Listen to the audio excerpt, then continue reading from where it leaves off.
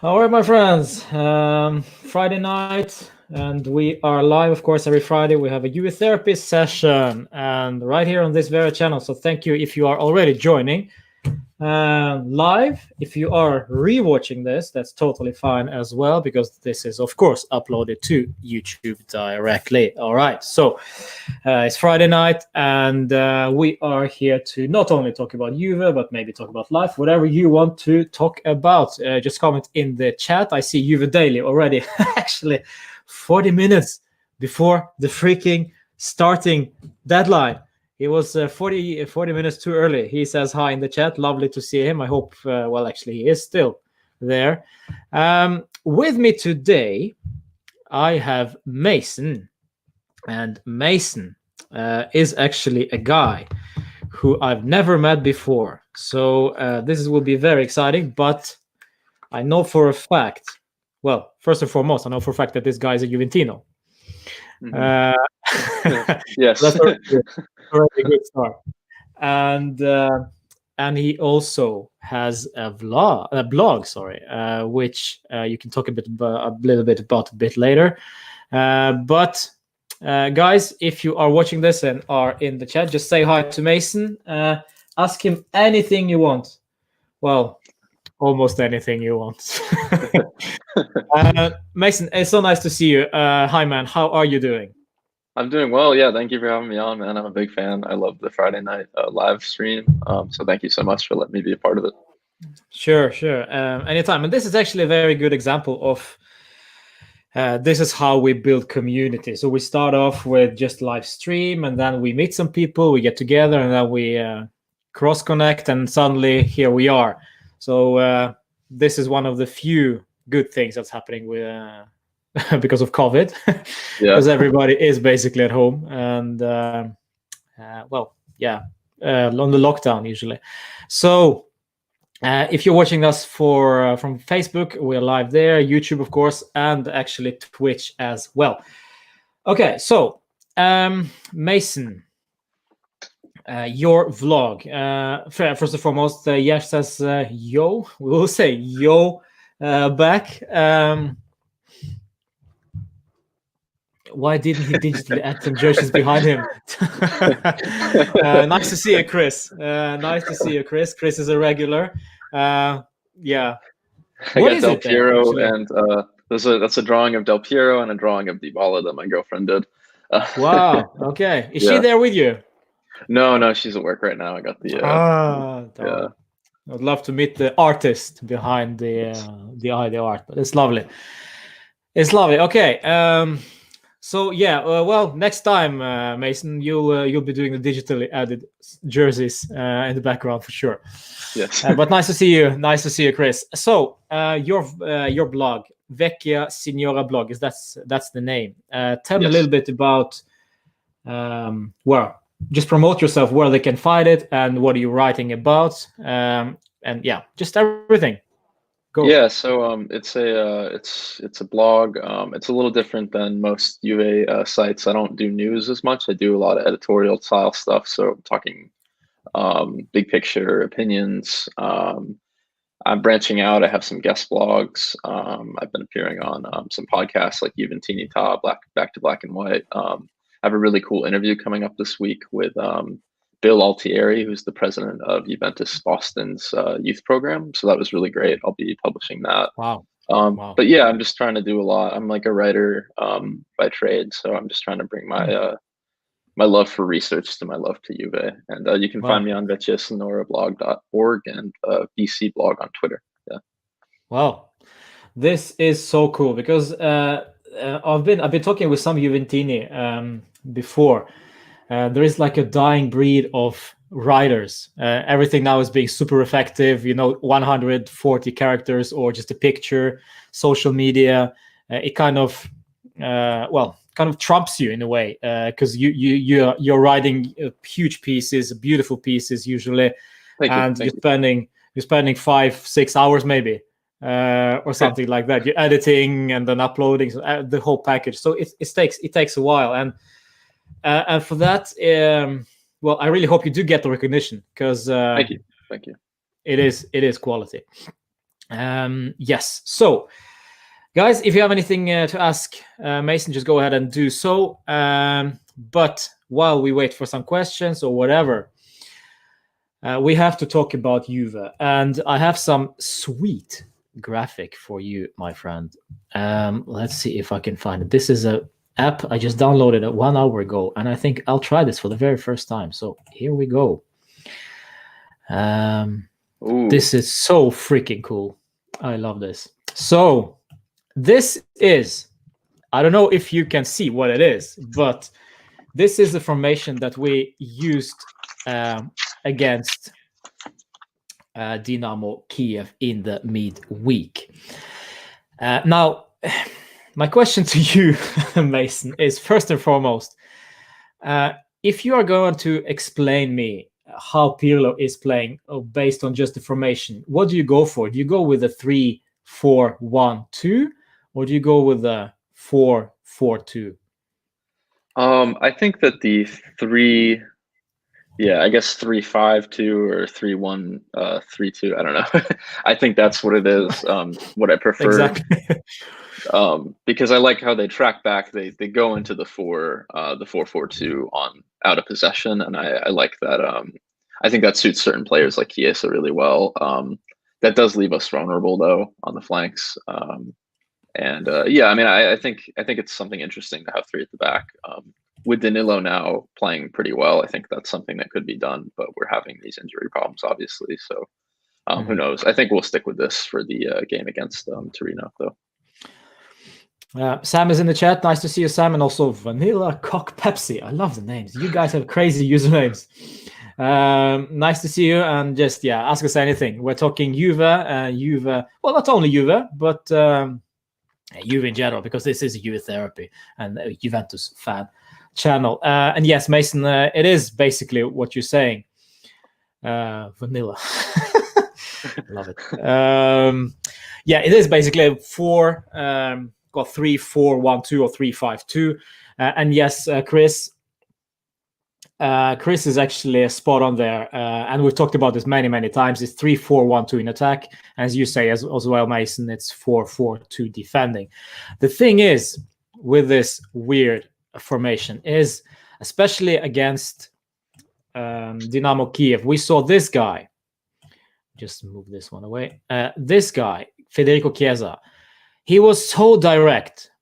He was very offensive. He looked for spaces, open spaces all the time offensively, which, as you said perfectly as well, left us quite vulnerable right here, where Demiral was playing, and then he unfortunately got injured, and now he's injured again. So this is the issue that I have with Chiesa, at least defending, because he's so offensive, he kind of forgets about this part. However, if we get Cuadrado in here, there's a bit different story. Cuadrado will be sitting.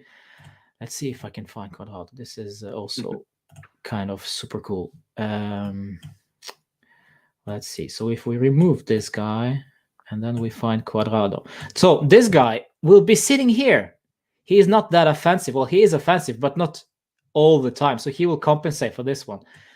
So my question to you, Mason, and to just talk a little bit about your thoughts in regards to those two. Would you rather go, if we are looking forward to this Juve against Torino game tomorrow, who would you go for?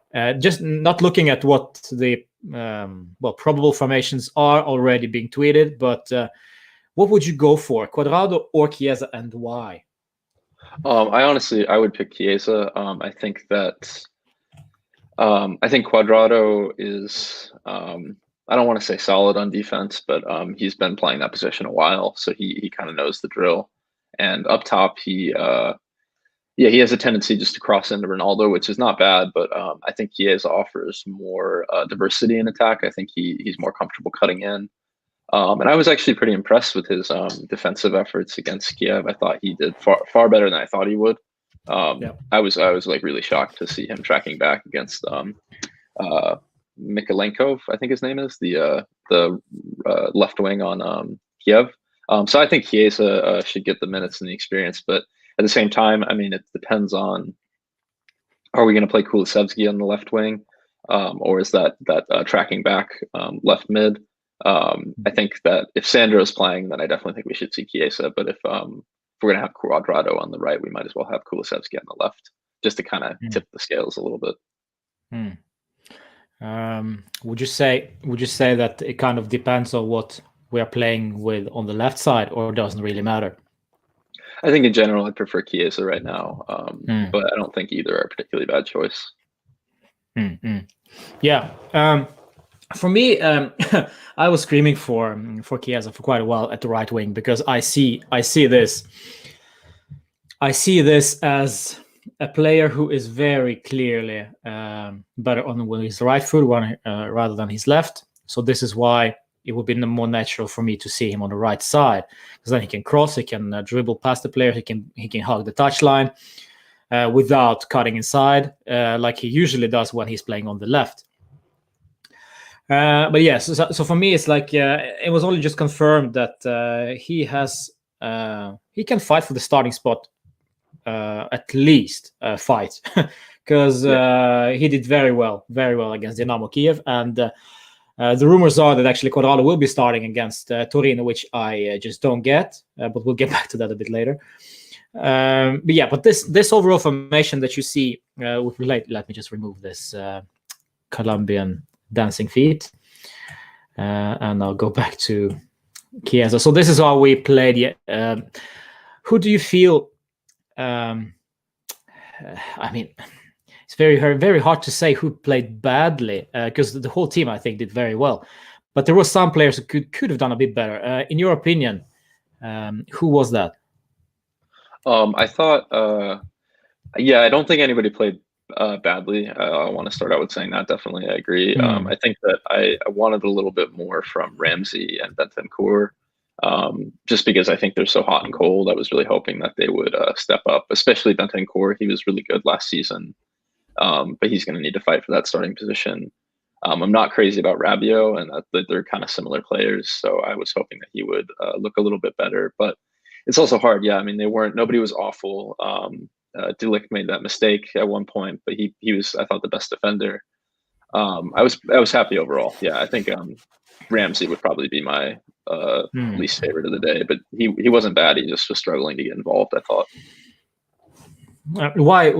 Why is that? Because we keep saying this about Ramsey. He has this tendency to kind of drift away sometimes. And the same thing goes with Bentancur. But why is this like this? Is it because he's just constantly injured and he's just not able to get consistency under his belt? Yeah, I mean, I think I don't know. Like some of the flashes he does have some like pretty brilliant moments, but I think that I've always said that I feel like he thinks his job is scoring goals, and he tracks a little far forward. I don't know if he fits the system. I don't know if he was the right buy. I think he could play a little further back.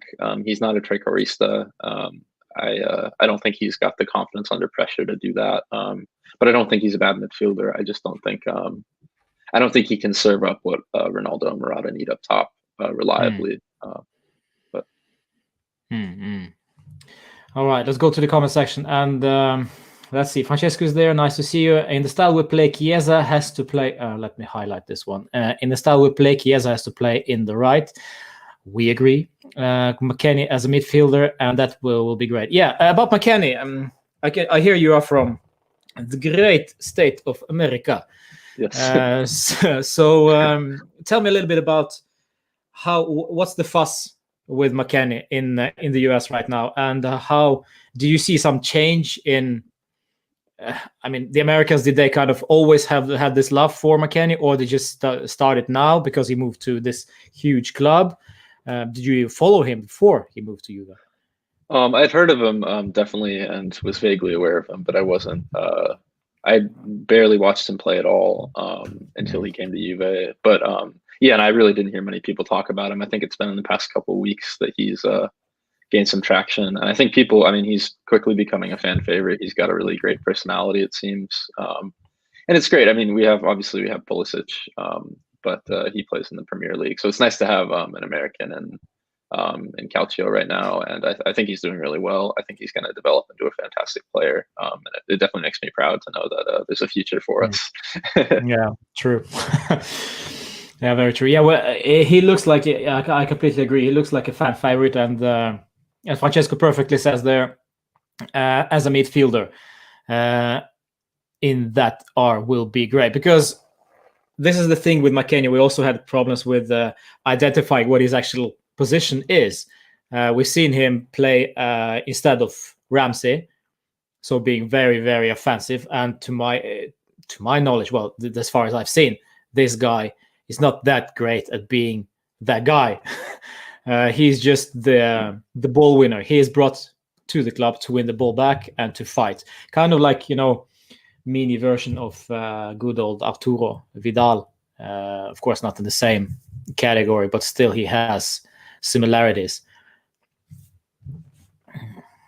Let's see. And then we have also Rohit saying that we need one defensive midfielder and two central midfielders, so we don't have spaces in the midfield that Barca exploited last time. Yes, and we're talking about Barca game, actually. Rohit, nice to see you, by the way. The Barca game, we're just jumping back and forth, Mason, but the Barca game coming up this next week. Just aside from this Rohit comment, is this game that important to us? I think I think you got to separate into the emotional aspect of it, and then also I definitely think it would be great to be at the top of the table just for the round of the knockout round picks. I think that could be important, but that's also just, that's speculation. We don't know who will draw.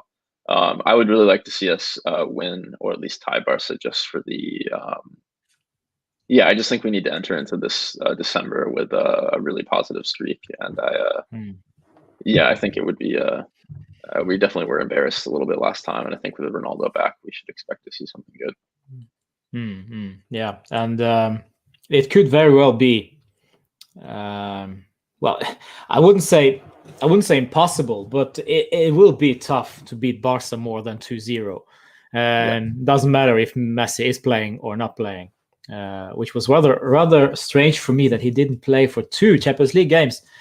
I have the guy in my fantasy team, and still they don't play him in the Champions League. I just don't get it. But there we go. He's resting, they said to me last time. So yeah, but this will be exciting. But for me, it's kind of very important to have this consistency we talked about previously. Now we have this great game against Dynamo Kiev. We built the foundation. We have this. So now we need to follow this up tomorrow.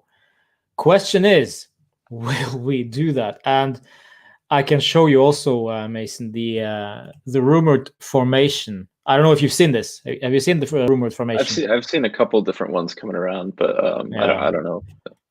This is the latest one from Twitter. Yeah. Talk me through it. What do you think? I think it's obviously. This is a defensive formation. This is also I don't get why they are basically forming us like we are in a defensive position all the time. But that's another matter. I don't think this is the game to be super cautious in. I think we should keep in mind Torino's a good team, but I think we're definitely favored to win this. Obviously, Morata's not up top. I'm surprised to see Bernardeschi in the starting lineup. Really? I know he obviously is not a favorite of anybody, but when he was away on international break, he was playing well, and he has seemed to be a little bit revitalized in the past couple of weeks. I'm surprised that we're doing 4 at the back. I wouldn't have thought of that, and I'm surprised to see Danilo there instead of Alexandro. What do you think in total of this rotation? For me, it looks like very strange that we have a good win against Dynamo Kiev with, a lot of different players. Rabiot didn't play. Artur played only last 10 or something. Kulusevski played only 10, and he was basically crap. And Dybala was on the bench. Cuadrado wasn't there. So huge rotation here again. And Pirlo has been criticized for that. What does Pirlo expect when he does the things like this? Yeah, and talking about consistency, I mean, I think a lot of the things that have been happening with our on and offness is due to him trying to figure out the best starting 11, and yeah, I don't know. He should be getting out of the experimentation phase right now. So I would have liked to have seen a very similar lineup with just a few rotations to this week's game. But I mean, yeah, it'll be good to get Arthur some more minutes and Rabiot. But yeah, Mm. I really think he needs to find his core group of 11 and stick with them more or less, with the exception of injuries and rotating within the game. But I think we should have similar starters every week at this point.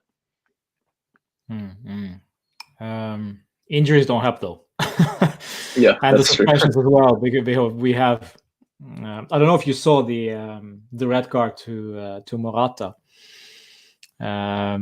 We have two. I think he will be missing 2 games. They have appealed, but there is no coming back from. Well, there is no news about that appeal, so there will, as of now, he will be missing Torino game and Genoa game, which means Cristiano will be partnered with Paulo Dybala. Dybala, my friend, Mason, this is a tough one. Dybala is always, under the microscope, especially this season.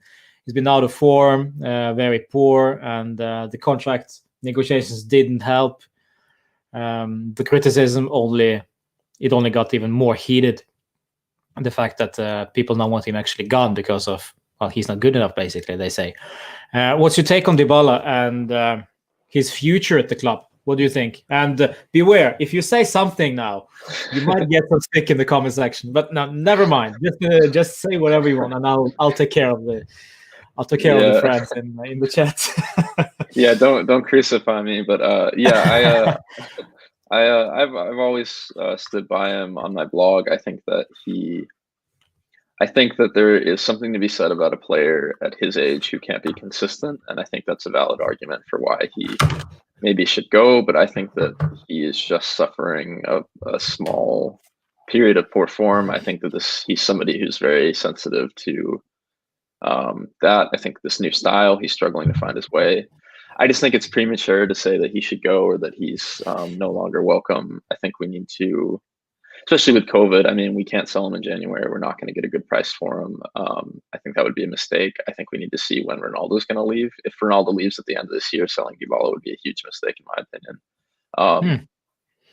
Yeah, I think we need to be a little more patient with him. I mean, 3 months ago, he was the best player in the league, aside from Ronaldo. And I think that he's a second half of the season player mostly.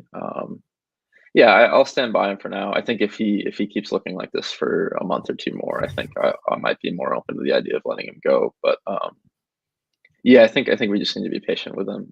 He needs to find his way in the system, get some more minutes.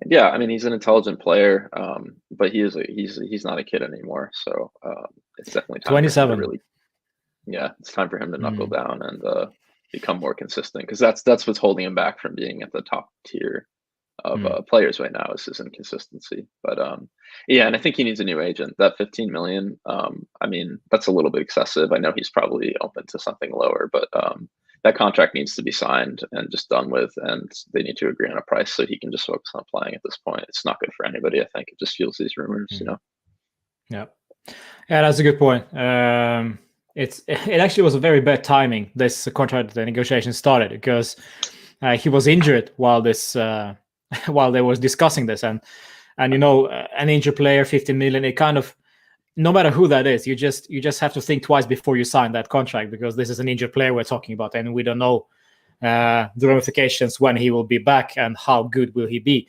Now we're actually seeing the consequences, that he actually takes a bit longer time to return to his best self. But would you say, if tomorrow for the game against Torino, would you say it's like, would it be more important for us to see Dybala play well rather than seeing Pirlo getting some continuity from some players? That's a good question. I think I mean, I think with what we need now, we can't have it would be really bad if just Dybala looked good. I think we suffered through that last year for the whole season, of Ronaldo and Dybala basically carrying us. And I think that I would much rather see the team succeed, than Dybala. But I obviously, best case scenario is that he slots into the system. Um, Mm. but I think we're going to see him track back more without the attacking midfielder. But maybe Kulusevski will play down the middle a little bit. Yeah, I think this will be an interesting game for Dybala, and I think it'll really tell us a lot about what his future with Pirlo is going to look like, these next two games without Morata. Mm. I think that tomorrow will be a game for team to prove me once more that they can play without being over relying on Cristiano. And to me personally, it was a very good, satisfying 90 minutes against Dynamo Kiev because, well, let's face it, Cristiano didn't play well. Cristiano played okay. He scored, but apart from that, well, he should have scored one more at least. But the team as a whole performed very well, and that was very refreshing to see. Which means that we can score goals, we can create chances with Chiesa being the front man, without being overly reliant on Cristiano. So we'll see actually tomorrow. I agree with you also. It will be interesting to see what Kulusevski will do, what Dybala will do. And I see I see Anonymous LA is also joining us. Nice to see you. As always, I hope Dybala scores tomorrow. It will be a relief and do wonders for his confidence as well. Well, to be quite honest, Mason, this is very interesting because he did score, even though it was two crazy freaky goals against Ferencváros. I've never seen stranger goals being scored. But do you think that that's what it takes for him to score a typical Dybala goal, cutting inside and curling into the top corner? Or I don't know, would a good performance for him would be rather more acceptable, or just a goal? I don't know. Yeah. I mean, I know that I've seen the training videos. I know he's getting those banana curls into the top corners every time in the free kick training. So I think it might be a confidence thing. I mean, there are plenty of players like that. Morata, obviously, is somebody who's really affected by his environment. Yeah, I mean, I think a goal would definitely do him good. I think a really great goal, like just a classic Dybala goal, would be nice for everybody. I mean, we all miss seeing him play. He's a really fun player to watch when he's on. Really exciting, I think. Boniperti Juventino, nice to see you as well. We have some regulars on here. It's always nice to see some regulars. Put Chiesa in the squad, please. Well, my friend, it's not up to us, but it's if it would have been probably Chiesa from the start. But that's the thing. Also, we need to see some continuity, and right now it looks like Kulusevski will be starting tomorrow. What's your take, Mason, on Kulusevski? This guy, for me personally, disappointed me heavily, especially in the Champions League. Every single game that he played in the Champions League was absolutely he was not switched on at all. Now we've only seen some flashes in the Serie A this season. For me personally, but I don't know, what's your take on the guy? I think he's a really. I was really excited to have him come in. I think he's a really talented player. Against Kiev, he looked really slow, sluggish. I think he's a player that needs some time on the pitch, physically, to warm up. He's just a very awkward. He kind of reminds me of Haaland, except without the strength. He's a very awkward presence on the field, and I think he needs. I don't think he's an immediate impact player, and I think that is something that could be counted against him, that Chiesa has instead.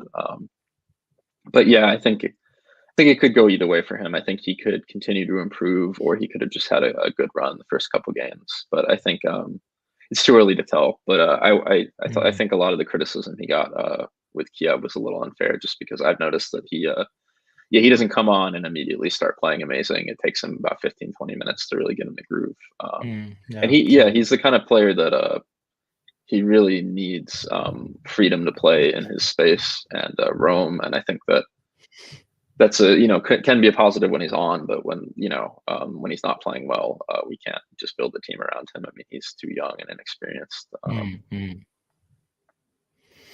Edgar is also there. Nice to see you, Edgar. Kulu has natural talent, but not to level of Dybala.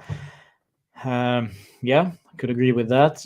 He will achieve more than Dybala will, because he seems mentally stronger. We're talking about Kulusevski. Well, I'm not sure. I'm not sure that Kulusevski, it's too early to say whether Kulusevski is mentally stronger rather than Dybala. For me personally, I don't know. It's he is exceptionally well. I don't know. Mason, do you follow this guy on Instagram? Kulusevski or Edgar? No, Kulusevski. Oh no, yeah, I think so. Yeah, I'm not sure. Well, you know so, my friend, you know so, because this guy is basically a Swedish Eminem. He dresses like Eminem. He talks like Eminem. He raps like Eminem. It's crazy. It's Marshall Mathers from Sweden. It's fantastic. So yeah, he's a young guy. We can clearly see that he's a young lad, and mentally stronger. I don't know. It seems maybe that way, but I don't know. But with Dybala, it's just he's out of form. Mentality with Dybala is, well, an example would be when we wanted him gone. Well, the club wanted him gone during the last summer, and he proved everybody wrong by, well, getting the MVP, basically. So that was his mentality. So yeah, I don't know. It's tough. It is tough, and it's too early days for me personally.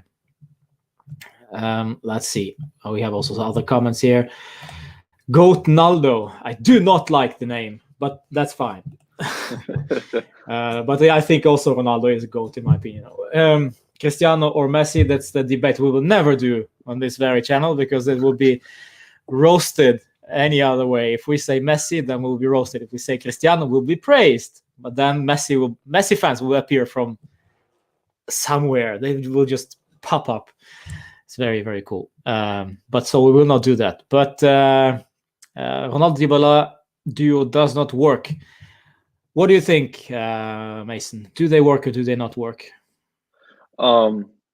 Yeah, Goat Naldo was saying that they need a third player with them. I think that is I don't know. That's hard to tell, because last year we were getting no service in the midfield, and I thought that the Ronaldo-Dybala partnership worked really well for Ronaldo, and for Dybala because he was able to get some assists. I don't know. I think, yeah, like I was saying earlier, I think if this is going to go well, I think Kulusevski or Bernardeschi need to come into the center a little bit more and allow the two of them to stay forward. I think on their own, just the two of them, I think they need good service in the midfield, or else only really Ronaldo is going to benefit from this. But yeah, I don't think the two of them together is a bad thing. I just think that the midfield is bad, more so last year at least. Yeah, that's also a good point. I think that with Morata and Cristiano up top, you have absolutely nothing connecting the midfield to attack. Both of them are very forward-minded players, so to speak. So Cristiano will always look forward. He will roam a lot, but he will not be the one who will be creating for other players constantly. He will also be at the end of things. With Morata, he will also be doing the same thing, rather than with Dybala, we see him dropping deeper all the time. I don't know if it's a good thing for him or a bad thing for him. It's hard to tell, but I don't know. It just feels to me like Dybala would do better if he would be slightly deeper than Morata, but at the same time having that freedom that Cristiano has as well, to roam and create. But the thing I don't like with Dybala is that he is always hiding on the left flank, on the right flank, especially, well, on the right flank, because then we'll be able to cut inside. He hides always from the challenges, from the middle, from the box. He's not in there fighting, probably because of his physique, that he's not that big of a guy. So yeah, it's very interesting. It's very dynamic. However, as I said many times during my streams, we need all three of them. We need Morata, we need Cristiano, and we need Dybala on form, because sooner or later, like tomorrow, we have one missing. So that's why we need Dybala. on form. So yes, I agree with you guys completely. As you as well, Mason. It would be great to see a Dybala-esque curler into the top corner tomorrow. Absolutely. Let's see. There's a good question from Yash. This is probably like rattling the cage, but I'm gonna just. Do you think Dybala deserved the MVP last season? Me first. I said my piece on this, so you go first. I'll let you know in my piece. Did he deserve it? Well, okay. First off, let me say he did deserve it. Did Cristiano deserve it more? Is the question. I think. If you take out Cristiano Ronaldo, Dybala definitely deserved that. With the exception of Ciro Immobile, but he didn't really. He didn't lead them to the Scudetto or anything, so I think that was probably counted against him. But yeah, I don't know. That's really tough. I think Ronaldo last year was his greatest contribution was carrying the team and scoring goals, and he was really freaking good at that. At the best, I think Dybala was more focused on Juventus developing, but yeah, I think Ronaldo should have got it. I think just the numbers he put up last year were too good. I think Dybala was a close second, but I think it's hard when Ronaldo is playing like that to give away the MVP award to Dybala. Yep, here we go. Rattling the cages. No, to be honest, be nice to Mason, because I actually agree. I think I said this on podcast, so my good friend Alberto, and I got some stick for it, but I don't care. I think that Cristiano should have been the MVP. For me personally, he is an MVP last season. But as you say, also diplomatically, that Dybala didn't deserve not to get this award as well. So both deserved it, and you could go either way. You could go Cristiano, you could go Dybala. Cristiano was the guy for the goals, but without Dybala, I doubt he would score that many. And we could say the same thing. Without Cristiano, Dybala wouldn't be that great, probably. So it is very tough. Maybe, of course, a bit controversial that Dybala got it last season, but yeah, it's not fans that give us awards. It is kind of a neutral thing. So yeah, we'll see though. We'll see this season who guessed it, but it's still early days. Sebastiano ADP 1897. I love the name. By the way, before we go to this comment from Sebastiano, always nice to see new faces in the chat. Mason, tell me a little bit of your story. How did you become a Juve fan? So I became a Juve fan after a trip to Italy. I went with my good friends, and we tooled around Europe for Italy for about a month, and I just slowly began to really appreciate calcio. I never really, I don't know, I just fell into place. One day I owned jerseys and I was watching every game, and I don't know. I just, I'm not Italian. I have no friends or family who really support Juve, so I'm pretty alone, which is why I actually started the blog, was because I just needed a space to talk to Juve fans, and it's been a great way to meet people through Twitter and through your comment section. Yeah, quite a lot of guys there. The reason I ask is because Sebastiano has this ADP, and ADP is, of course, Alessandro Del Piero. You're saying you were traveling in Italy. What year was this? That was 2015. So I slowly became a fan. 2016, 2017. So I'm more recent, but pre Ronaldo era, definitely. But yeah. Well, I always said that. Yeah. Mason thinks that he just became because of Cristiano. No. No, and to be quite honest, I have no beef with these guys. With those fans, it's totally acceptable to become a Juve fan because of a player. We have tons of examples like Sebastiano right there. I bet that he doesn't hate Alessandro Del Piero, that's for sure, because he has the name and also the Twitter, the handle and the avatar. So yeah, Juventino all over the world, says Boniperto Juventino. Nice to see that comment as well. This is very interesting. Berna to stay, he says. Bernardeschi, I don't know. He's not. You said this very early in the stream that he's not exactly the most favorite player.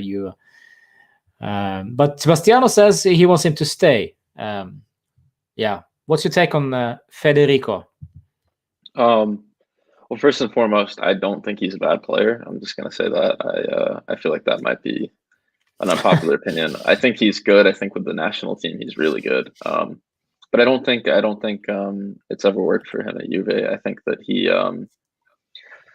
if I was him personally, I think he could be a really fantastic player in a different team, and I think he's got a lot to offer. I just don't think, for some reason, it's just never clicked. I think it could be, last year he really got a lot of minutes sitting behind the strikers, and I mean, there are flashes of he's immensely talented, that's for sure. I mean, if I were Bernardeschi, I would want to move to a team, Manchester United or something, where he can be more of a central figure in the attack, because I think he's a great player. I don't think it's ever worked at Juve for him. I like how you bluntly going down to Manchester United level to play consistently. Like Manchester United is a smaller club. I love that. I love that. I'm keeping that. But please continue, Chiesa. I mean, I think especially with Chiesa, and I wrote on Twitter a couple of weeks ago, Chiesa made one really good run, and I tweeted that single run basically ended any future for Federico Bernardeschi at Juve, just because, I mean, we have players who are kind of similar and play in a similar role. And I want to see him succeed. I mean, he's a great player. There have been some real moments, like I forget what game it was. I think it must have been against Lyon that he had that amazing run last year in the Champions League, where he basically sidestepped the keeper and just couldn't get it in at the last minute. I mean, he is very talented, and it's disappointing to see him play poorly, but he still could have a future at Juve. Let's see. I mean, he seems to be in form right now, and I think it would be good to get him some minutes and see. The issue with him is right now he's kind of in a bad position, because we have Alexandro just came back from injury, so he's now fit enough to play on the left side, and it's strange. It's strange because we've been struggling to find a position for Bernardeschi, and now we ended up playing him on the left side, which I think actually is the best position for him, because he has that left foot and can cross well. I'm not saying he is a great crosser, but I mean, he has a great left foot, so why isn't he able to be a good crosser? So that's my opinion. But when Alexandro is coming back from injury now, and he played actually quite good, a very, very good game against Kiev. Yeah. So that leaves Bernardeschi kind of in a tough spot, because what do we do with him? Frabotta is also in the run, which is also an exciting young player. Maybe this. I see some comments there saying that let's get rid of Bernardeschi, and I kind of think it would be okay if he decides to go this January, or maybe during summer. I wouldn't be too mad about it. Omidon 77 says that he got to meet Alessandro Del Piero at his restaurant in LA. Wow. Can we touch you? No, we cannot, because it's COVID. Have you washed your hand ever since? Yes, exactly. That must be quite an experience, and I've heard this from quite a few people that Del Piero is a real gentleman. He is a wonderful man. Amidon says, it's so surreal. It's so surreal meeting a Juve, well, not only Juve legend, but just a Juve player. I don't know. Do you have an experience with that, Mason? No, I mean, I've never met a Juve player. like I said, I interviewed somebody who works for Juve a couple weeks ago, and I was like starstruck by that. You know what I mean? And which I felt like he sent me a text the day before the day of the Champions League game, and I The just took the janitor interview. at J Medical.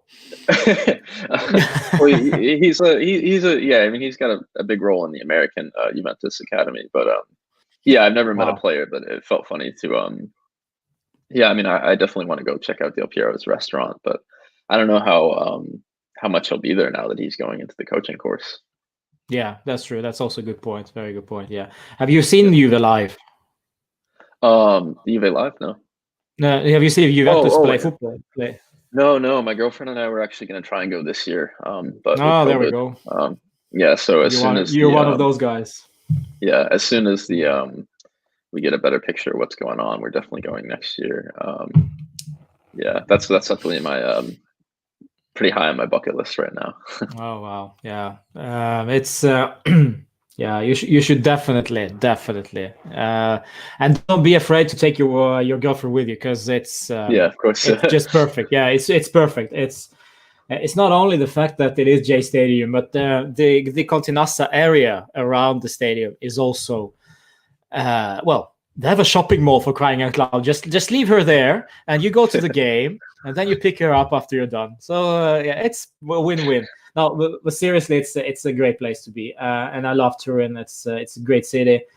Yeah, I've Their heard it's English is not beautiful. that great, but yeah, you kind of manage it somehow. But yeah, definitely it should be on your bucket list, and also on hers as well.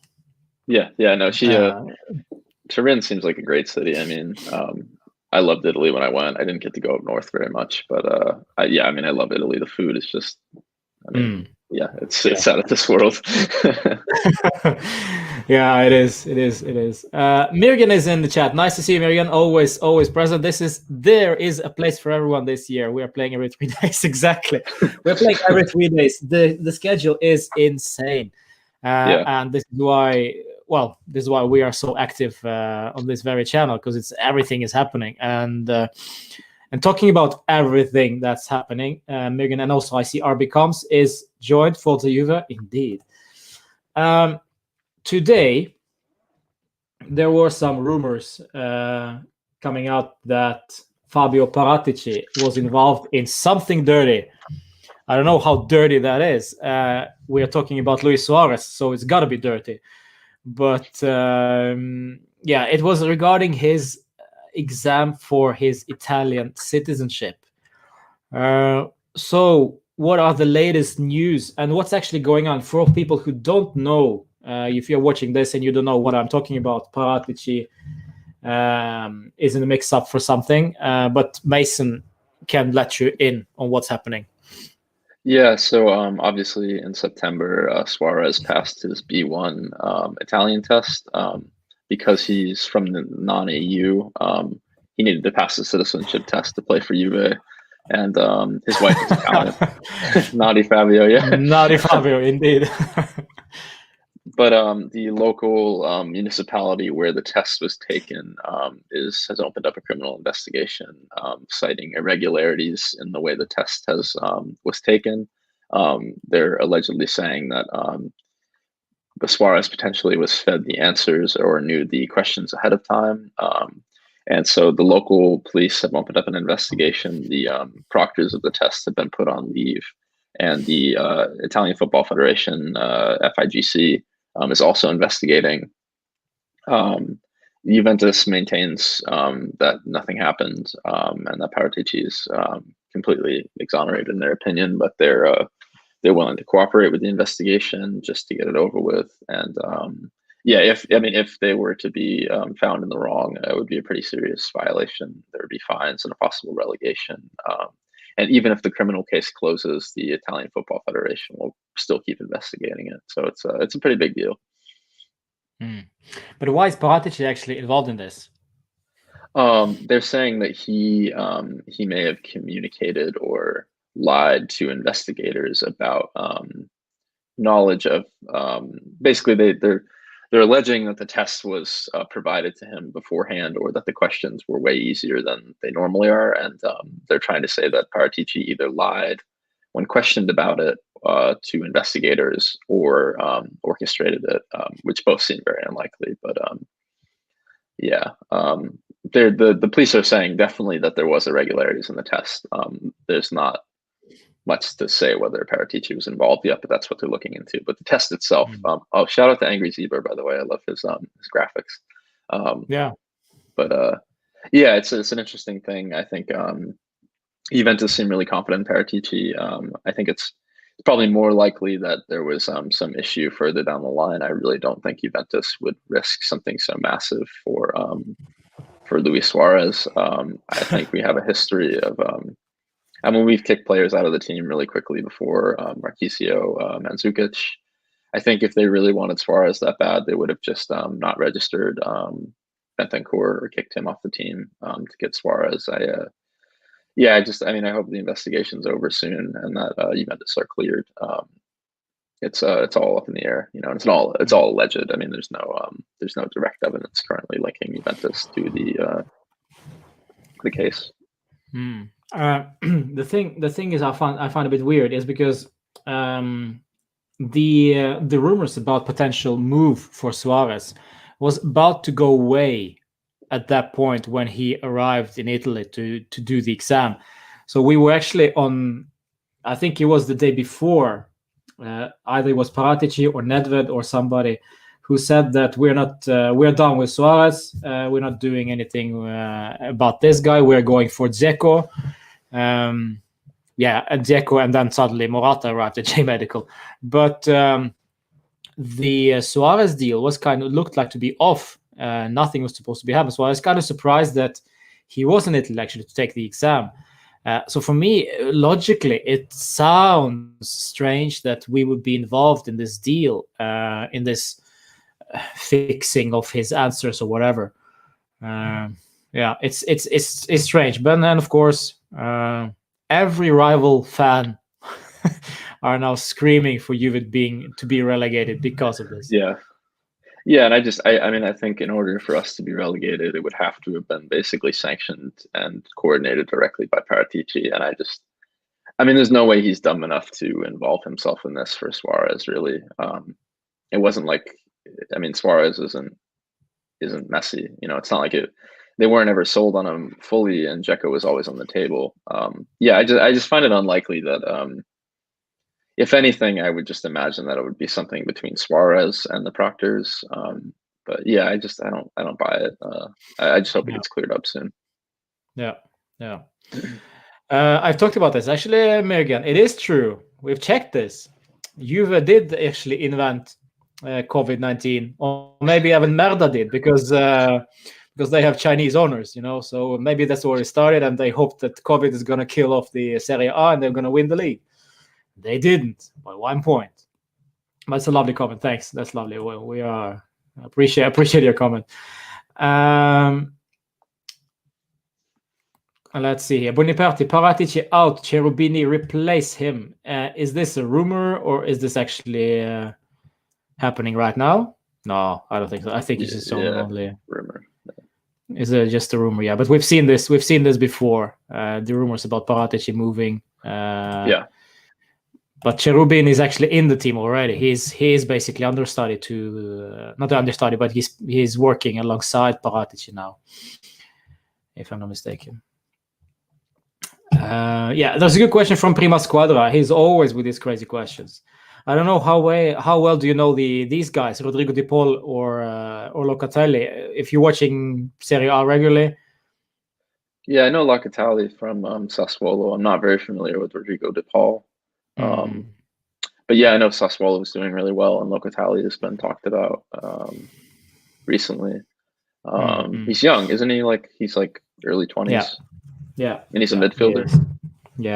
He's quite talented, and so is Rodrigo Di Paul, but kind of two different players. So it's kind of tough to pick one or the other because they are two different players. But I see what you're doing there, Prima Squadra. You're trying us to pick one or the other. This one, I'm not buying this one.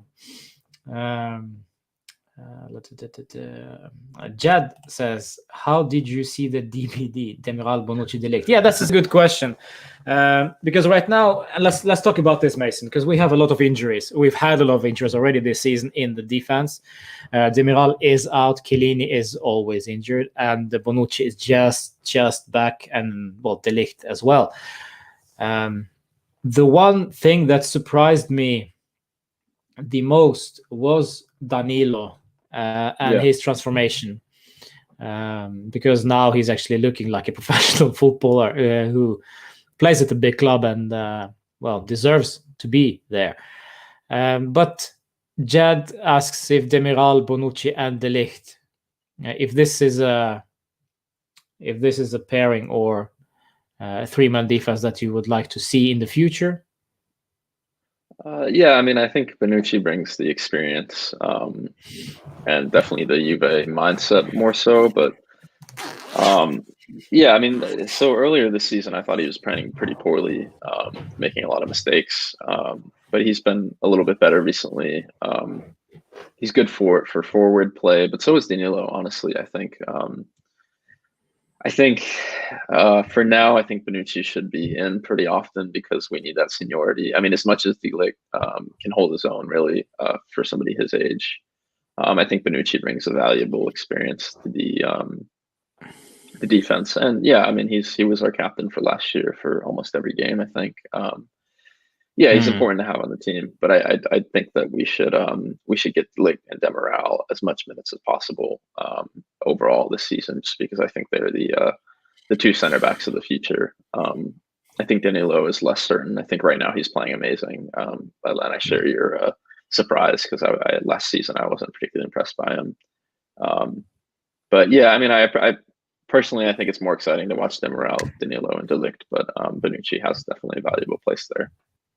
I don't know, guys, if you're watching this, Demiral, Bonucci, and De Ligt, is this your choice for the three-man defenses? Everybody is, well, injury-free. Because for me, it's I'm not so sure if Demiral is good enough to start when everybody is fit. I think, well, Danilo could have a shot at this. Demiral is kind of a loose cannon at sometimes, he got schooled every now and then and gets those silly yellows and even got a red card at one point.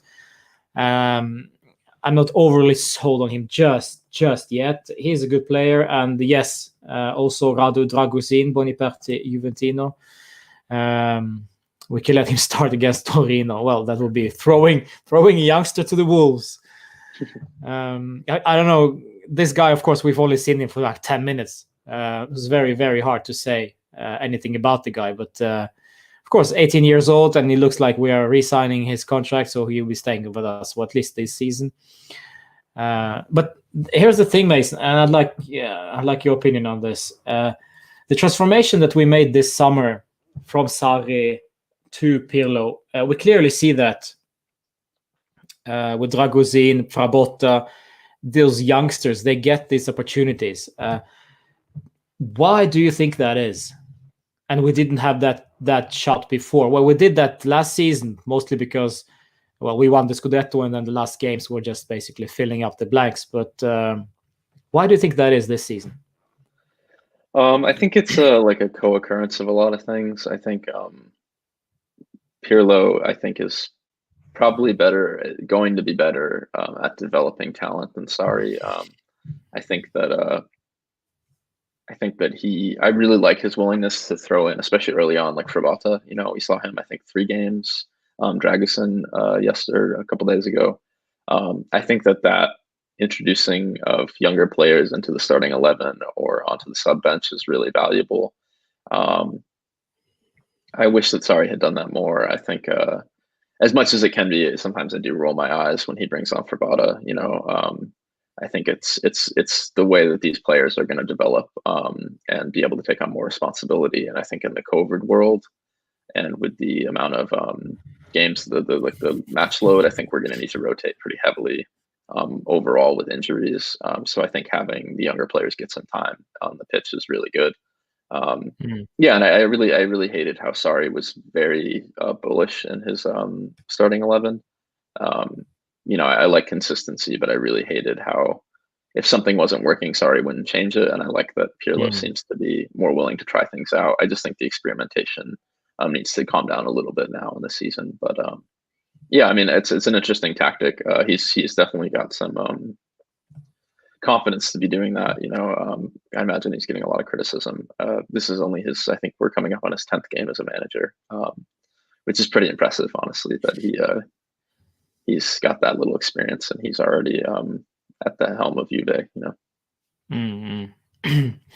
Yeah, it kind of very strange. It sounds very strange to me that he was appointed as an under-23 manager, and then suddenly, only 7 or 8 days later, he got promoted to the first team. And one of the first things he said, "Yeah, I don't like working with youngsters. I like working with senior players." And then he has Frabotta up there. He has Dragusin in there.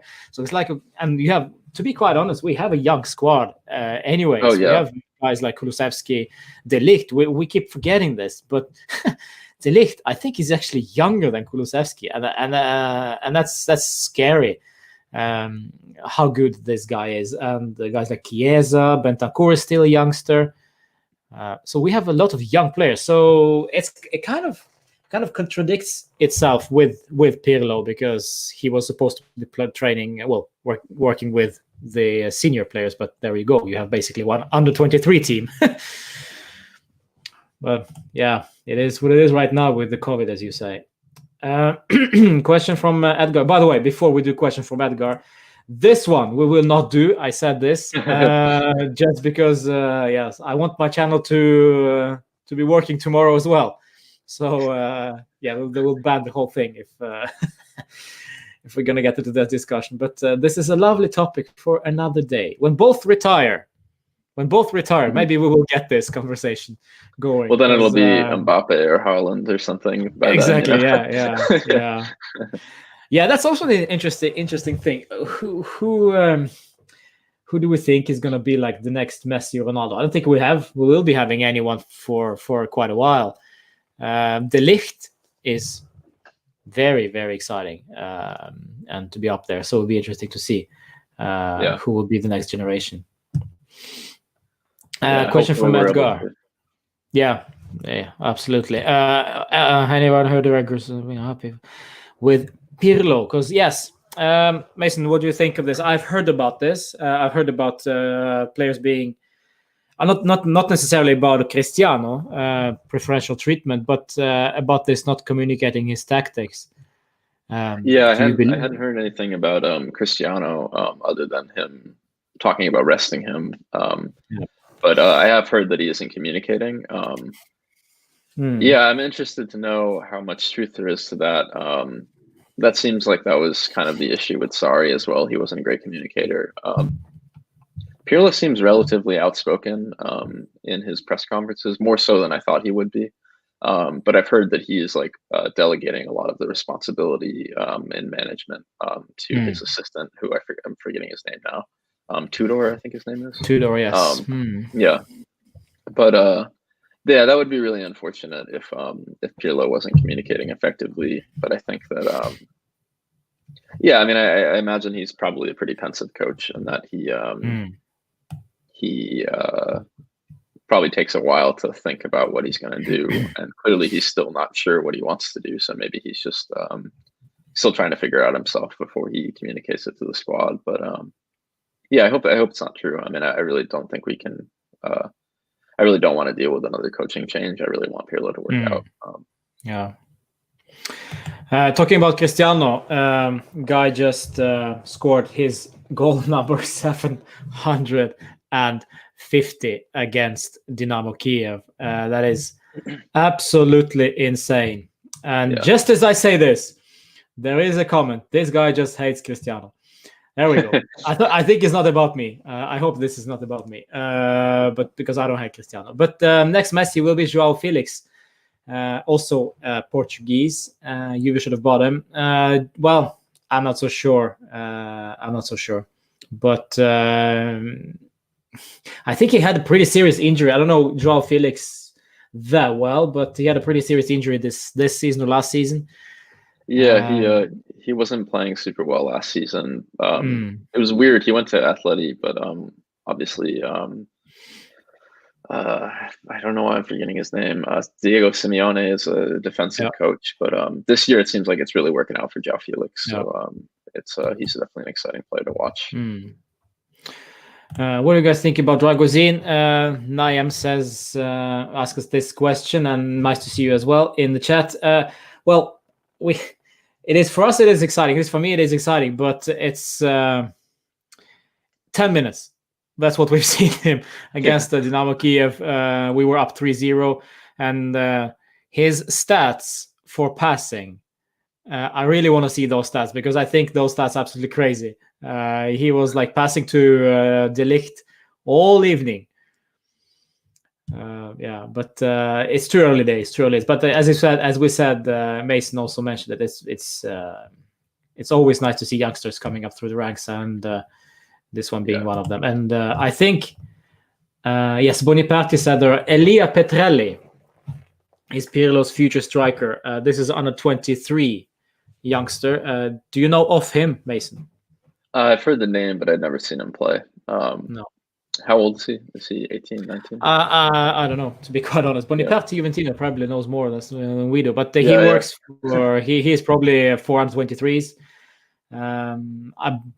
Also, guys, if you're watching this, I recommend you to get the Juventus TV subscription on Juventus.com. I've been bashing that channel for 2 or 3 seasons, but now finally this season, I think they figured this one out.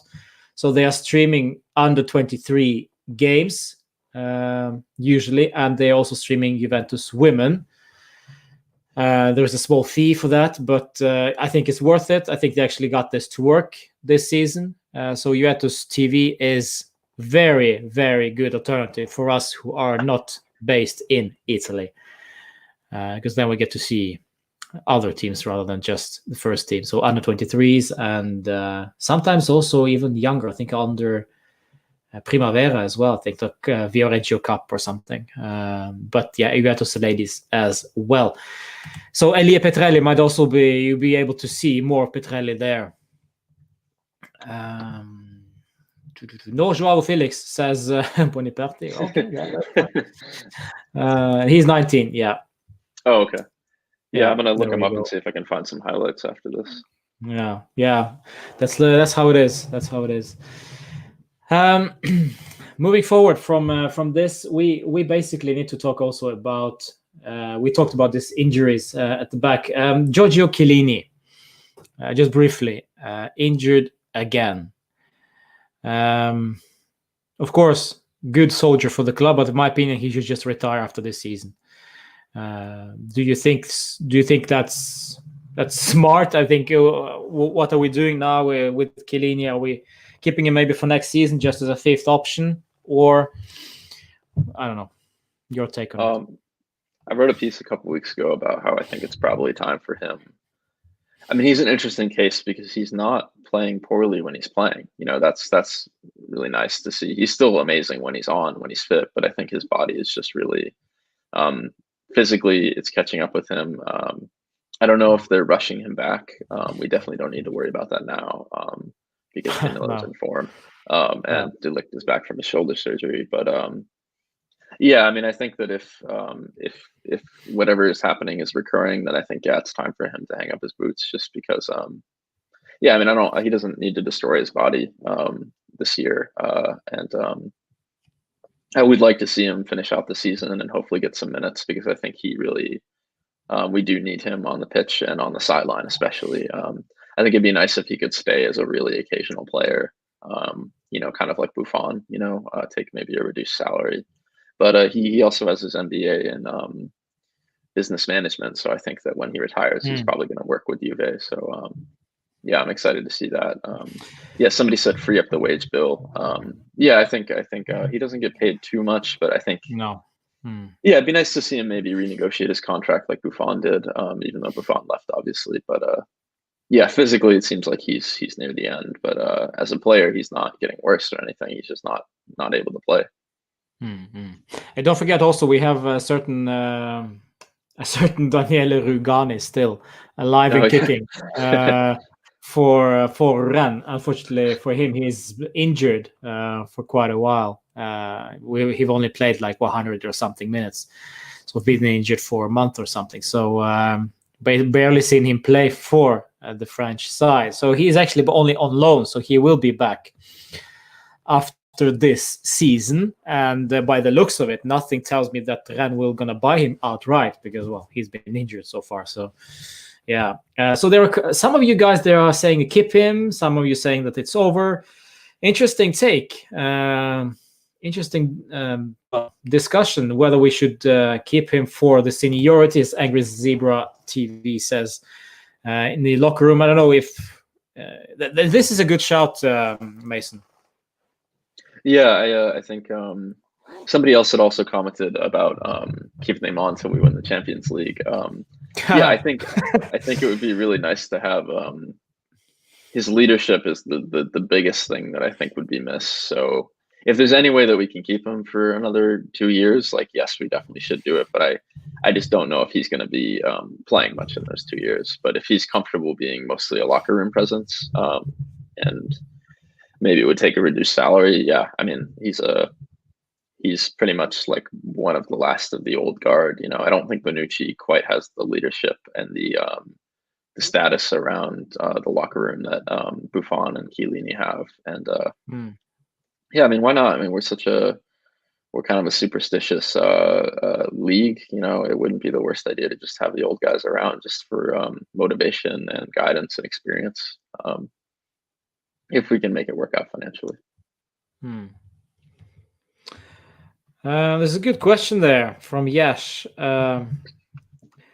If 123 team gets promoted to the first division, if I'm not mistaken, and correct me if I'm wrong, I'm not so sure at all, but I think if they do get promoted, if they do end up being one of those promotion standings, they will not automatically get promoted. They will stay in that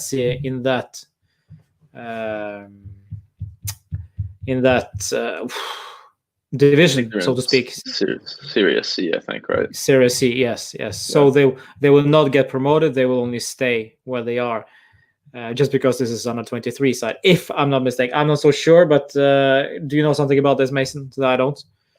No, I think you're right. I think he's saying, like, what if like all of our teams were replaced with the under 23 teams?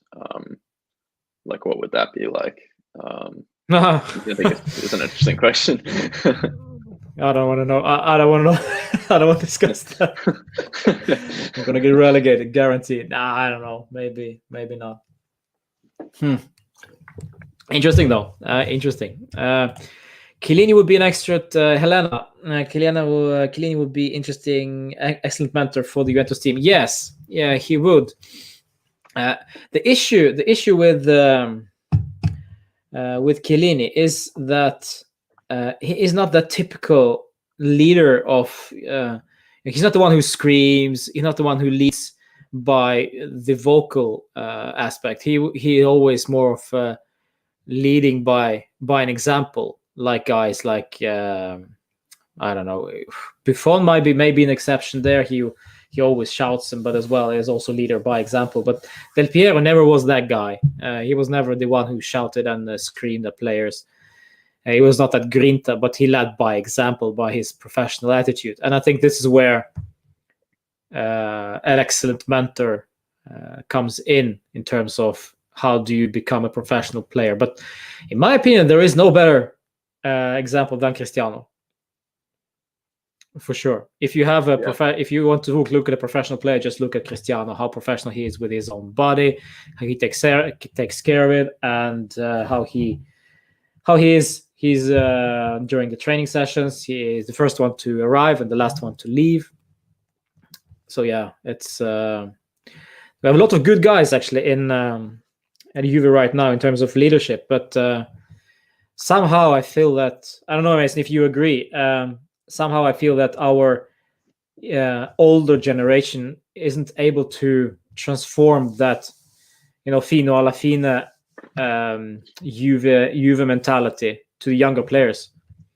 Yeah, I think that's probably a lot of the issue with like the apathy and the inconsistency is the slow like deterioration of understanding what the purpose is. I think a lot of like I think after winning 9 years in a row, I think people begin to kind of feel a little bit more lax or more entitled to the victories, and I think that which is understandable. I mean, Juventus obviously has a lot of prestige, and when players come, I assume that they understand what they're becoming a part of. And yeah, the Grinta is kind of lost, and I think that that's part of why it's important to keep the old guys around. But yeah, Cristiano, I mean, he might be in it for he might be just mostly interested in scoring goals, but he definitely cares about the team too, and he's definitely doing. You can see on the pitch he really cares about Juve, and he really cares about motivating people, which is I think a lot of people give him flack because he's really over the top, but I think that's like cool. I like his passion. I like how he like throws his arms up in frustration if he gets a bad pass or something. Yeah. It's it shows his excitement, and yeah, I think we need more. I think we need people like that who are really focusing and demanding a quality that I mean, look at Milan. Zlatan Ibrahimovic just like totally scowls at players when they make mistakes, and I think that the seniority in the team needs to kind of get that that sort of like there needs to be an air of like if you don't play well, you're not going to play. And you need to really care about what you're doing here and give it your at least 95% all the time.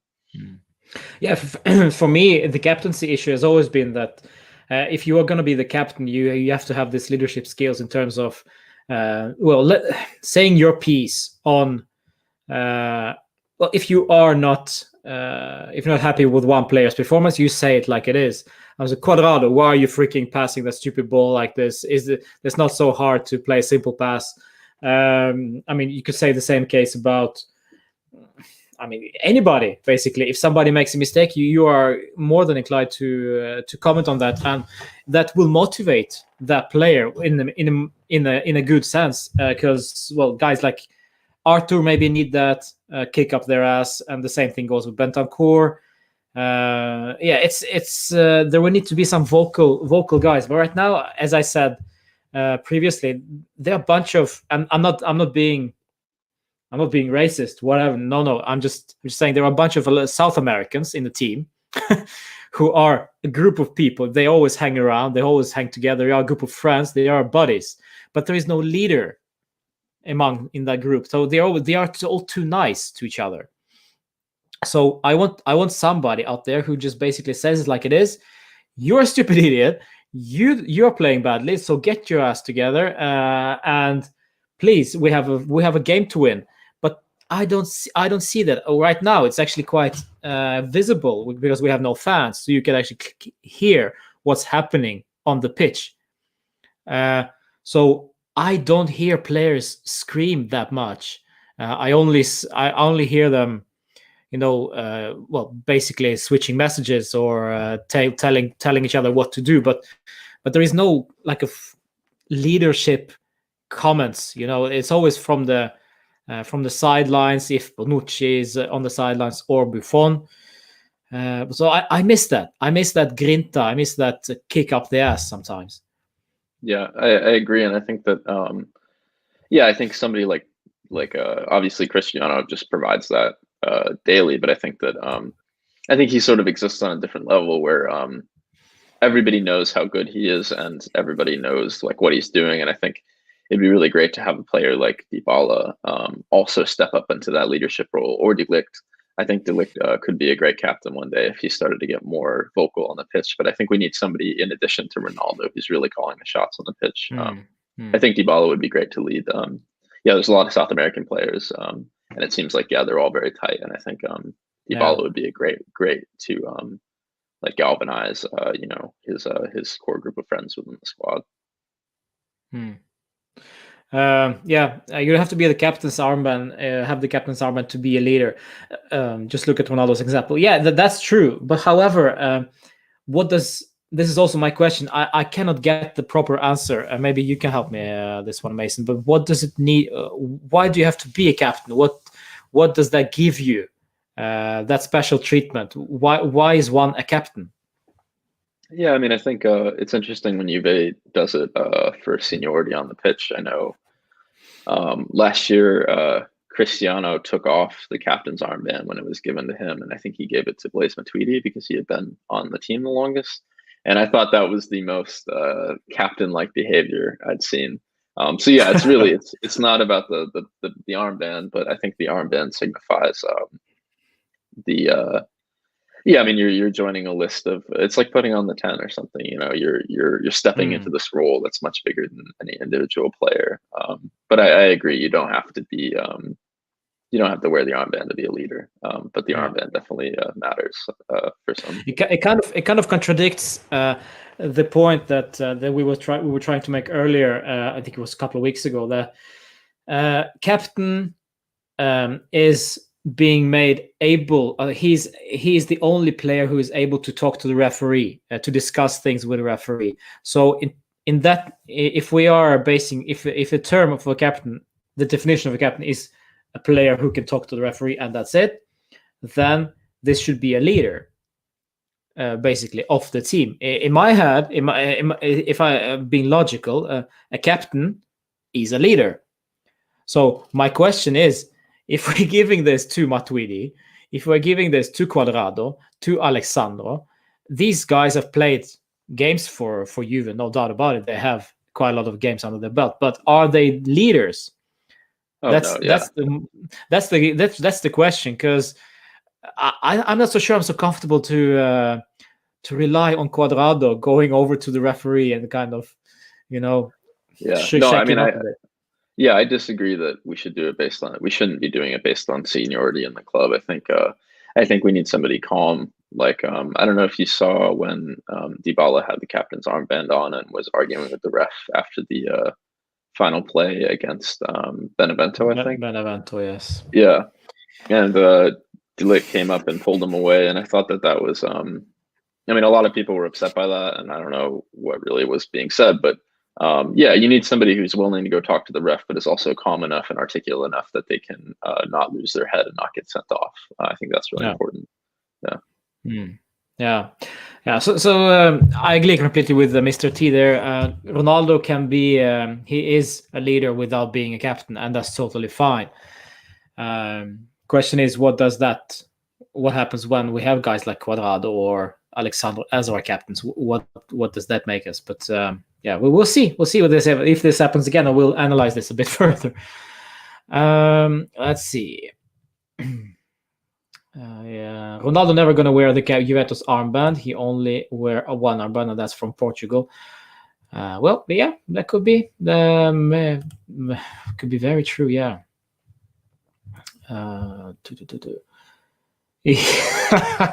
That's funny. We had that depressing night when De Chile was our captain instead of Cristiano. That's funny. Yeah, De Chile, man. Please don't bring up these players. Rugani, Yeah. now De Chile. What's next? We have Sami Khedira also down in the fridge somewhere. Yeah.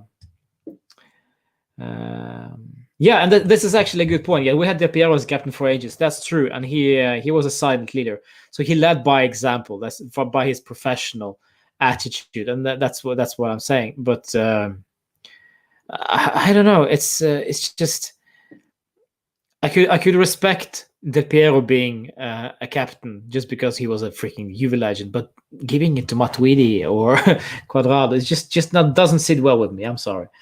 But yeah, that's me. All right, we are moving on. We're going, well, slightly backwards, but I want to know your take, Mason. And this is where it gets interesting. I'm going to use this beautiful app of mine again, and I'm going to remove all my players, and I want you to give me your starting 11.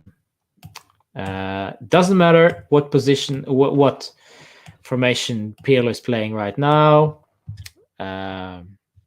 Yeah, it's all up in the air, but I just want to see your opinion on who is the best player to play wherever, and yeah, that's it. So what I've done I've made you a slight favor. I've started with Wojciech Szczesny in goal. Yes, thank you. Yes, so I hope that helps you a great deal. Yes. But yeah, who is? So is this yeah? Is this the Cool. best starting 11 or for? If you're playing Champions League final tomorrow, who do you start? Okay. That's a tough question. Okay, so I'm definitely gonna start on the left, Demiral so 3 at the back. First off, Demiral, Bonucci, and De Ligt. You're gonna Demiral on the left. Yeah. Oh, and I'm just then... assuming Chiellini's injured. So yeah, it would be it probably Demiral, is true, my friend. It probably is true. Demiral, Chiellini, and De Ligt would be my preferred, but I didn't even think to include him. Okay, so actually, you would have Chiellini. Yeah. All right. So you had Chiellini, Demiral, and De Ligt. Yeah. Wow. Then we probably gonna do Chiellini on the left, De Ligt in the middle, and Demiral on the right side of those 3. Is that correct? Yes. All right. And then I would want to have so I'd want to run the same position the same formation that we ran against Kiev, that like weird 3-5-2, Okay. So I'd want to put I think McKennie and Rabiot would be in wow. McKennie and Rabiot. Okay. Interesting. And then I'd have Sandro as the on the left and Chiesa on the right. Wow. Okay. And then I would put Ronaldo and Morata up top. Wow. And you're missing one. Yes. And then let's put Dybala in behind those 2. Wow. There we go. This is a very interesting lineup. Guys, if you're watching this, roast him. No. Yeah, people, people are gonna say I play too much FIFA or something. Yeah. Yeah, that's true. Why no Arthur? Because I'm just not sure on him yet. Honestly, I think that this is if I had to pick tomorrow. But at the end of the season, I think Arthur is a better player than McKennie right now. I just think McKennie's been looking good. And yeah, Rabiot, honestly, I'm not particularly hot on him recently. I think Bentancur is the better player, but I think Rabiot is looking better right now. And yeah, I mean, this could change. I might think this is, we might play similar to this tomorrow, and I might think that this is the worst formation ever. So I don't know, Let's see in the comment section, what do we say here? Dybala can't play behind 2 strikers. Yeah, I mean, it could be true. It could be true. We've tried this before, and it didn't work that well because he's way too deep and not that physical. But this is Mason's choice. So there we go. Why do you have Dybala in there, by the way? So I think it could work with Morata. I think potentially. I think that well, we know like Cristiano's not going to track back, which is okay because he's one of like the few players in the world that is good enough to do that. And I think that could be an interesting position with Cristiano. I think the 3 of them could have free roam, and I think that Morata could play for the long balls. I think Cristiano could do his thing on the left, cutting inside, cutting in and out, and I think Dybala could be the glue. I think that also a player like Ramsey on a good day would be that player to connect the midfield to the attacking, the 2 strikers. But I'm not convinced about that. But I mean, yeah, I mean, I don't know. I know Dybala is better up top further, but I think that he can play behind the strikers. I just don't know if it's where he's best used. Probably not. But Yeah, it's all up in there. We basically we know about, based on this experience, what we've seen before, that he needs to be somewhere. I don't know, somewhere here maybe, but because he will always end up being all the way on the flank and then cutting inside. So he will leave this space open, and Cristiano will be on there, maybe in the box waiting for the cross. But I think this is interesting. I think this is very interesting. There was one question there: why Chiellini? Yeah. Yeah, I just think he is the. I don't think he's that in poor form. I mean, it's hard to tell because we barely get to see him at this point. But I think that yeah, I mean, I think that he is still, his presence on the pitch is still really valuable. I think having him at the back makes everybody play more confidently. And I think with De Ligt and Demiral, I think the pressure is off him as much, and I think De Ligt can play forward a little bit. Yeah, I don't know. I mean, that's just my preferred. I wouldn't, if somebody showed me this lineup and said that they wanted Bonucci there instead, I wouldn't think they were crazy or anything. I mean, this is just my spur of the moment. Yeah, well, give Chiellini 25 minutes, and then he'll be injured, and then he's just yeah, exactly. slub Bonucci in there instead. So yeah, that's how it's probably going to go anyway. But yeah, I like that you have McKennie in there. Also Chiesa always warms my heart when Cuadrado is not playing. So that's totally fine. Lakers, dope lineup, bro. But I wouldn't put McKennie. He can tackle, but not a very good passer, in my opinion. Actually, I disagree because McKennie freaking surprised me this season. I thought he was just one trick pony, just tracking back, winning the ball back, and like Matuidi was supposed to be, tracking back and winning the ball, and that's it. But I think actually McKennie has some skill, a slight upgrade to Matuidi, as crazy as it sounds. Yeah, no, I fully agree. And also, no, go ahead.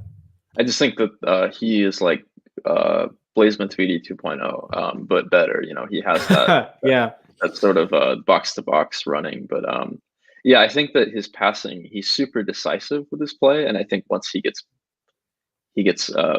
more comfortable in possession, I think he's going to be really fantastic. So I think his passing is okay right now, but I think in like 2 or 3 years he's going to really be a really complete midfielder. It's actually quite a good point you make there. That he is a Matuidi 2.0, but also he is much cheaper as opposed to Matuidi, because Matuidi was on very high wages, and this one is basically 50% of that, even less. So it's a very, very good business by the club, it seems. I think this team is playing some amazing football under Pirlo, says Richbach. Sarah was missing an attacking face. Yes, if things go, we can win the Champions League, since Mr. Champions League isn't our team. Yeah. How far do you think we will go in the Champions League this season, Mason? I mean, I want to see what's your minimum? Minimum, we have to make it to the knockout stages.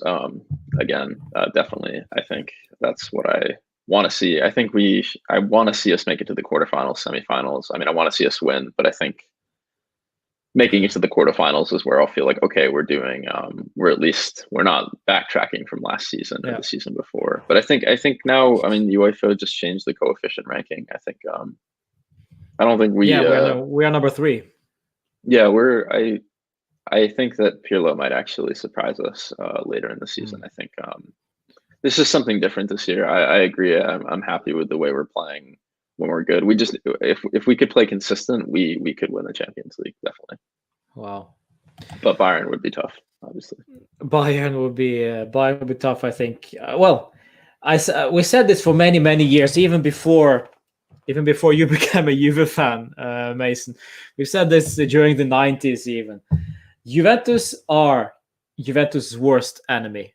We are our own worst enemy. It doesn't matter who we play. We could play Benevento and end up drawing. we could also play Real Madrid next weekend and win, and then we play away to Cagliari and lose 2-0. So it's crazy how inconsistent this team has been throughout all those years. But if we get this consistency under control, we might actually do well in Champions League. And I said this during my live stream last time. If we do end up winning Champions League this season, there will be a tattoo on my body with something with Juventus like on it, because I've been waiting for this for 20 years almost. It's I need this. Yeah. Do you have anything? If you were winning Champions League, Mason, what would you do? I would feel. I would feel like a tattoo. I was born the last time that they won the Champions League. So I would probably lose my mind. Yeah, it would be such a great year to have started my blog. If they won this year, I would have really felt like a closeness to it, because I started writing about them this year. So that would make it kind of like poetic, Oh, there we go. Maybe you're the lucky charm. Yeah, I don't think so. We'll see. Yeah, but this is the lineup for Mason. With Szczesny in goal, we have Chiellini, De Ligt, and Demiral at the back. Alexandro, Chiesa on each flank, and Marquinhos, Rabiot just behind Dybala, who is behind Cristiano and Morata. Good lineup. And if you just join us and you haven't heard what we were talking about, we can just repeat that there were some. Let me find again. There were some rumors of some lineups for tomorrow's game against Torino. Let me pull that up again. There we go. So this is one of the rumored lineups for a game against Torino, Derby delle Mole, as they call it. Juve Daily is in the chat. Good night. I think he's going or just joining. I'm not sure. Juve Daily will be joining me actually for next week's Friday session alongside. I'm gonna reveal it anyway. So that's just good. We will be doing actually a live stream with both Juventinità Daniel and Juve Daily. So it'll be exciting stream. Remember joining that one in a week. But this is the predicted lineup from Sky, I believe. This is still early days. We don't know much about it, but as you can see, guys, a lot of rotation again. I'm not a fan of this at all, but it is what it is, and it also lies a little bit because it's not going to be a 4-4-2. It is more of like 3-4-1-2 when we have possession. Mason, your prediction for tomorrow? We should win. I think. Well, we should. We should win. Yeah. I think that it could be a really comfortable win again. Hopefully, I think. The formation is interesting, so I'm not super happy about it. I think defensively, I think we're pretty solid right now, which makes me think that Torino might struggle to score. We might be able to keep a clean sheet. But it's going to be a scrappy game, definitely. And I'm a little nervous about our goal scoring chances with Dybala's form right now. And I think the difference makers are going to be Ronaldo. Obviously, I think if Kulusevski has a good game, I think that'll be a big difference maker. Dybala and then Arthur are the people I'm going to keep an eye on the most. Definitely. Well. Really, disaster tomorrow. The Ronaldo will link up with shit tomorrow. Well, if that happens, man, then will also clearly cannot work together. At least in this formation, then there's something completely wrong. But I hope you're wrong, my friend. I really hope you're wrong, because we need this to work. Not because we are Dybala fanboys or Cristiano fanboys or whatever, because I think we need this to work because of the team. Because the team needs to have this, kind of confidence that, okay, those guys can work together. Those guys can contribute. Not only Morata, but also Dybala. So even if Dybala doesn't score tomorrow, but as long as he plays great, creates, I don't care. Of course, the goal will be absolutely perfect. But 2-0 for Rohit there could very well be. But clean sheet, I don't know. Mason, give me a prediction score. 3-1, I think. 3-1. Wow. Yeah, I think we're going to be scoring. Hopefully, it's going to be tough to score, but I think Cristiano is going to be really. I don't know. He's rested. I think he's probably pretty pissed at his performance this week. So I think he might have. I think he might have 2 in the chamber. But I mean, I don't think we're going to keep a clean sheet. But we might. Who knows? Yeah, we are struggling with that. We are struggling to keep a clean sheet against a lot of teams. So.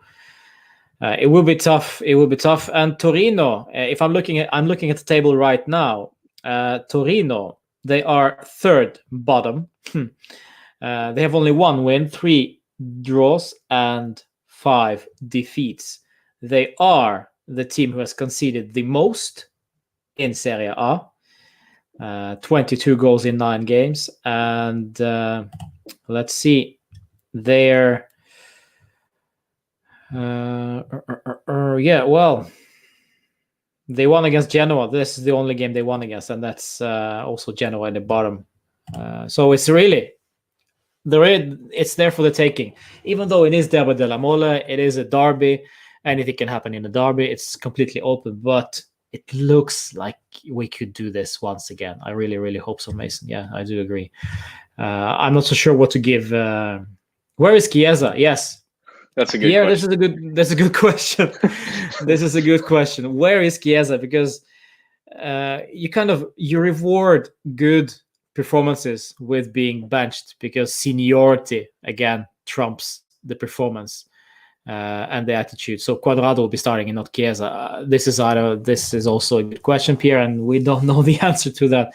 If you have Andrea Pirlo's phone number, please give him a call and ask him that, because we really want to know what's up with that. But my prediction, I don't know.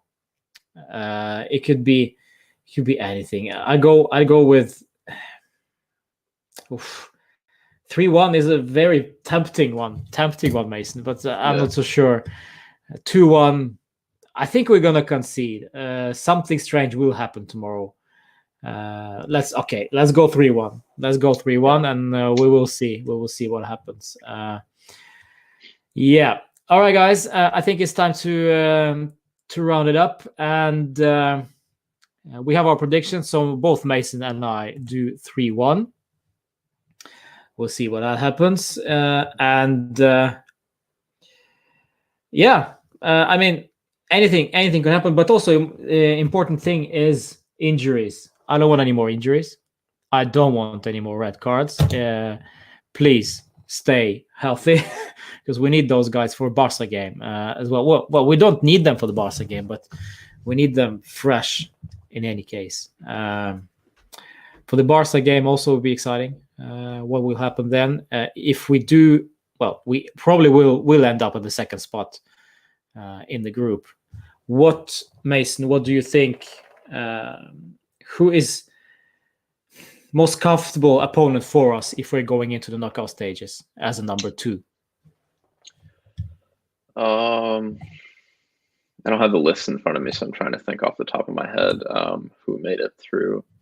I think it'd be nice to get somebody like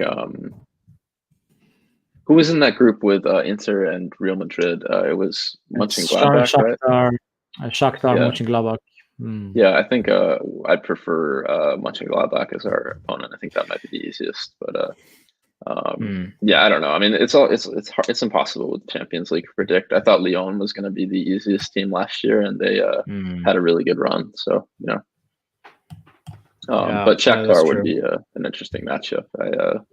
I really like watching Ukrainian sides play. It was fun watching Dynamo Kiev play. It was good to beat them, but probably. I don't know. It's I don't think they will win the group, Shakhtar, but maybe they will. I don't know. But it's very, very tough. It's very, very tough anyway. And as I said before, we are our own worst enemy. It could happen. It doesn't matter who we face. We struggled against Ferencváros at home. It was only by chance we won 2-1 at the end. So anything is possible with us. It's the attitude, basically. That's what we need to be focusing on, and the performance consistency as well. 5-2. Well, that's just too crazy. 5-2 for tomorrow. I really hope not. All right. I'm sorry, Willie. We will shut it down now. It's just we're talking Juve. It's always hard to stop, but we will do it now. Thank you so much for joining me, Mason. It's been great fun. Again, vecchiasignora.blog.org, is it? Vecchiasignora.org. Yeah. Vecchiasignora.org. So this is his blog. Please check that out. And also, he has a Twitter handle, which is VC Blog. Yeah. Yeah, that's the one. And I'm on Instagram too, and I just dropped some merch as well. So if you like the blog, consider supporting it. Thank you for having me on, man. This has been a lot of fun. Thank you for all the comments, everybody. Wow. So please check him out. Good guy, great Juventino. Where are you based, by the way? I'm in Massachusetts, so I'm about 2 hours away from Boston, about 3 hours away from New York. Yeah, there we go. So, one of the West Coast fan base. So quite a lot of them actually. So it's nice, always nice to see those guys, even though there is a time difference. But yeah, it is what it is. We make it happen. All right, thank you so much for joining. To Richard, Rohid, and Pierre is also there as always. Mirgan was there. Boniparti Juventino, always present. Helena was there just briefly, and many others. So tomorrow we face Torino. After the Torino game, there will be, of course, live streaming right after the game. We will be reacting to the scoreline. To our performance, where we can find the blog. It is Vecchia Signora. Let me write it down. Yeah, vecchiasignora.org. Signora.org. Let's see if I can make this happen. I will actually do you one better, Mason. Okay.